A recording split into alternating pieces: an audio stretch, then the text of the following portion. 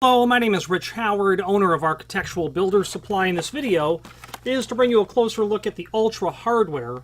This is their part number 44388, residential tubular lever lock set. This has a visual pack configuration to it, would be appropriate for retail applications. This is a bed and bath function, also known as a privacy function. You have to be mindful when you're looking at the part numbers or the images. The manufacturer typically provides a single generic image, which may or may not give you the proper idea of what the function actually is. So be sure to read the extended description. They show a key cylinder. This is a privacy set is what this is, and that's because of the part number. So this will easily come out of the packaging, and we're going to take a closer look at it. First, the extended description tells us that this part number is dull chrome, or satin chrome. It's going to be fairly complementary to satin nickel or stainless looks as well. You know, I'm thinking they're homogenizing these types of finishes from Ultra so that you can really make it work if you want nickel or if you want chrome or if you want stainless. You know, that's my opinion. It's obviously going to be complementary to all three of those ideas. The grade 3 light duty, that means that this is the lowest duty rating available for hardware that would still be tested and certified as a particular grade. I'm thinking a grade 1, I don't recall, I don't do a lot of grade 3 type work, maybe a couple 100,000 cycles. I know grade 1 is 1 million, grade 2 is 500,000. This is probably a couple 100,000 cycles. For residential application, you don't care about that.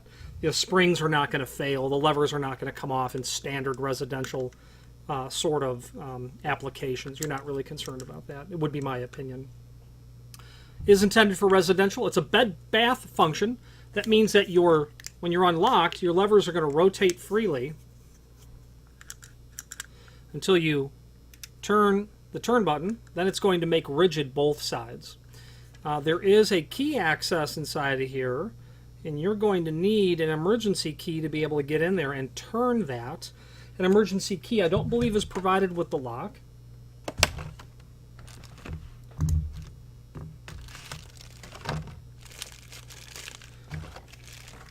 And if I don't look at it now, I'll probably forget to look at it in a moment.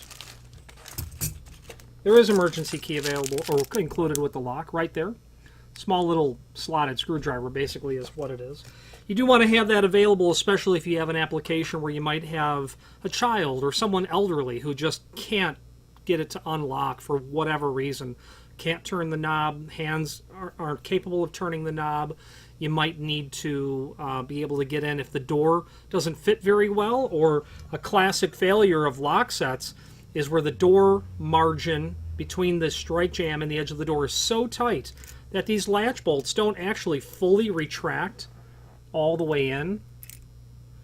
I mean, this lock does an excellent job, but it still sticks out ever so slightly, and that's typical basically of all locks. If it went all the way in, it would fall in. So if you have a really tight margin on that side, yeah, you could turn it and still not get the door open. So be mindful that, you know, having an emergency key, while it won't solve that problem, it will at least permit you to understand possibly what's happening. I've seen that, I've witnessed that happen in the past. The latch bolt not being able to be retracted far enough to overcome the next to zero gap between the edge of the door and frame. This is called the Briarwood. That lever design is called Briarwood. And it is an ADA compliant lever, and that's going to be a result of the fact that it returns back to the face of the door within a certain defined dimension. This has a 4-way snap latch. What the world does that mean? 4-way snap latch.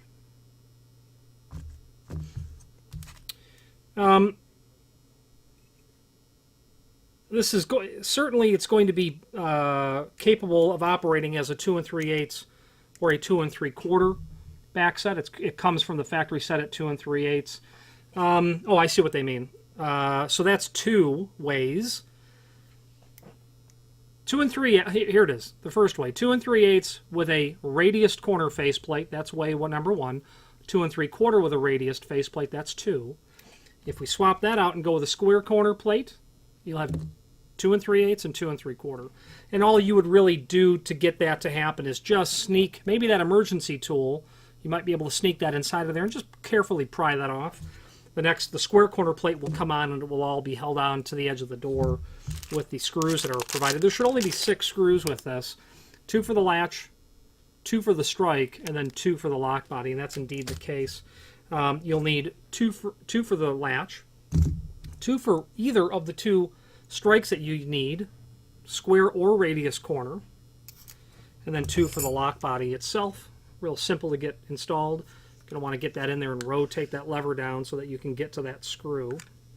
The radius, that's a 1/4 inch radius. That's typical in residential construction. When the door manufacturer is routing the door and frame, usually with automated type equipment, door routing machines, somewhat automated or automated machinery, when that 1/2 inch 2-flute carbide bit goes through the work or the piece and they don't go back and square the corner, that's going to be a 1/4 inch radius.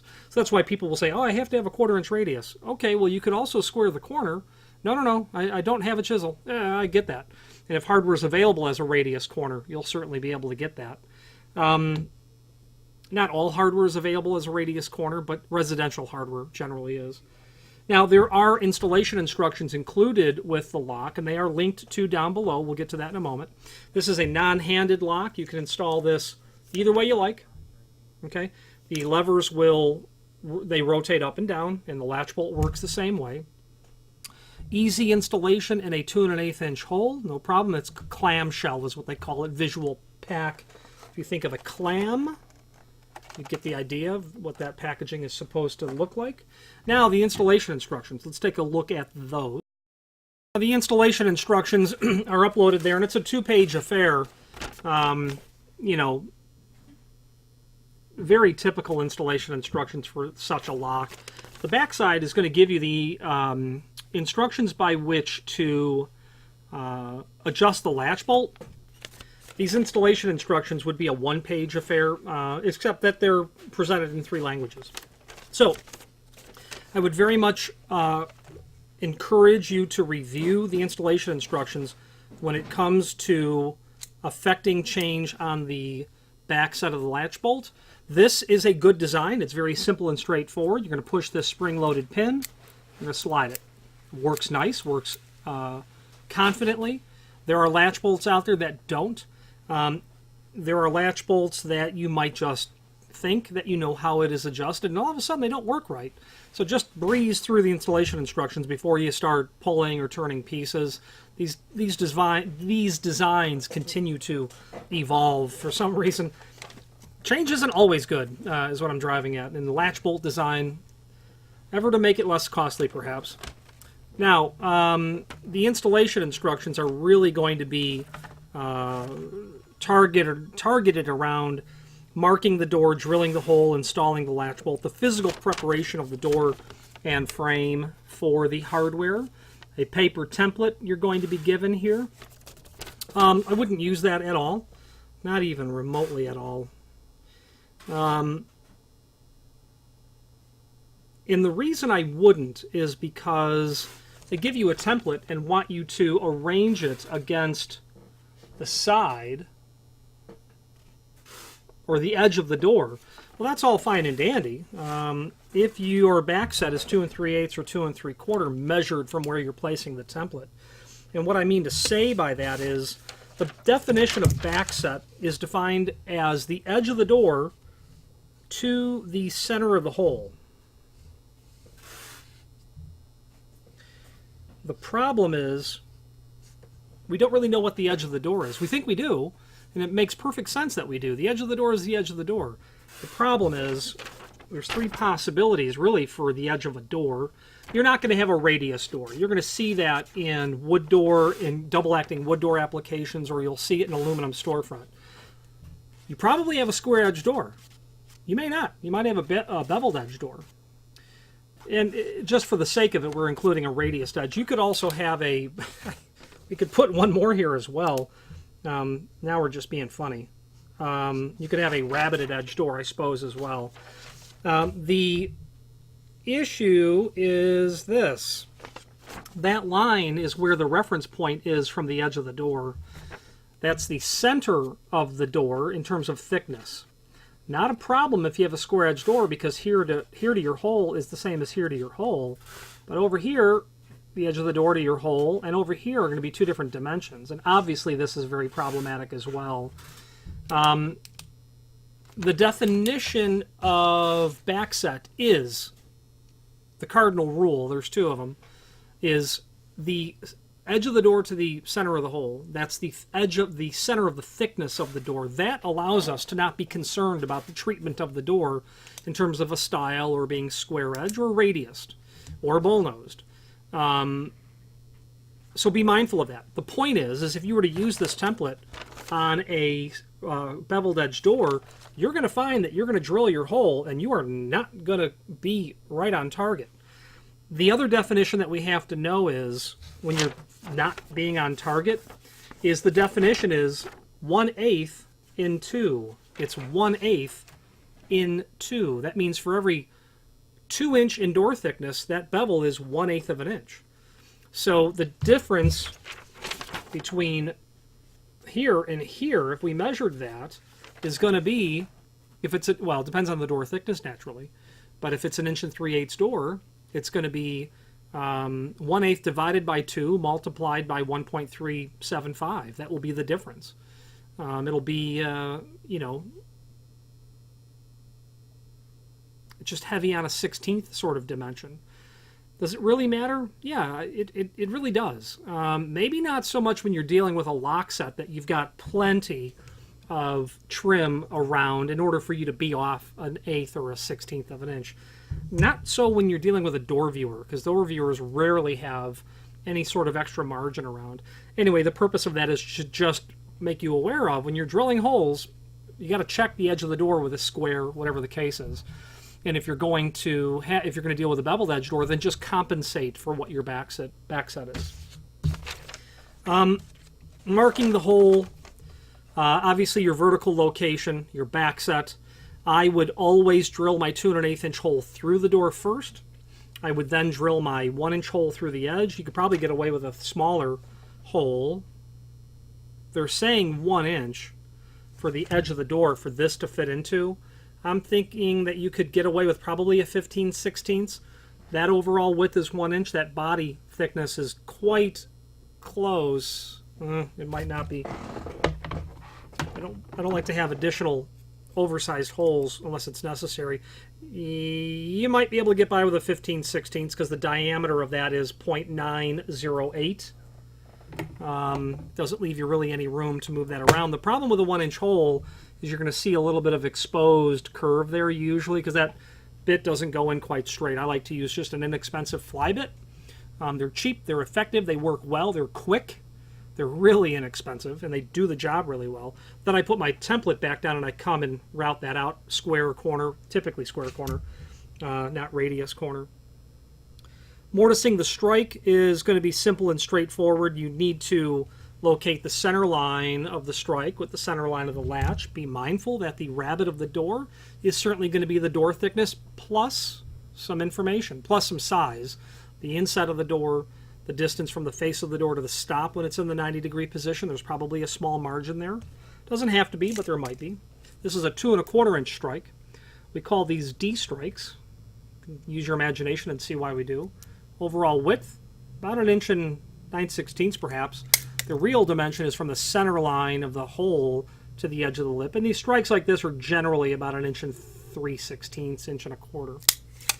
Okay. Old carpenter's trick, typically used with deadbolts. They'll put some lipstick on the edge of the latch bolt and then throw the deadbolt against the frame, and that will mark where you have to center the unit on. Anyway, not getting into being a carpenter and how to drill the holes. You can reach out to us before you drill your holes if you like. And then again, the information regarding the adjustment of the latch bolts are there. Your paper template. Use it if you've got a square edge door, because it will also permit you to center the edge prep depending on your door thickness. But if you put a square edge on the edge of your door and it rocks back and forth, you've got a beveled edge door. that sums it up. There's a link below this video to the manufacturer's page where you can pull up not only all of the Ultra hardware products that we sell, but also a link to the manufacturer's website, as well as a link to the full product catalog. I'm partial to Ultra, and it's because I believe in their product line. They've got good quality products, good value. If you are a residential customer, and if you're buying this, you likely are, look at their cabinet hardware. I think there's really great value when it comes to Ultra hardware cabinet hardware. Material made of zinc. They've got material made of solid brass as well. Good value. I like the bang for the buck, so to speak. If you are a commercial client, I would urge you to look at their exit devices. I would urge you to look at their door closers, their lever locks. Their lever locks I'm less enamored with. I don't like having to put them back together because they don't. Sometimes they fight with you to get back together, much like this packaging right now. But their exit devices are very good. Their door closers are also very good as well. Okay. Any questions on the Ultra 44388 Briarwood privacy set or any other Ultra product, please feel free to reach out to us. And thank you.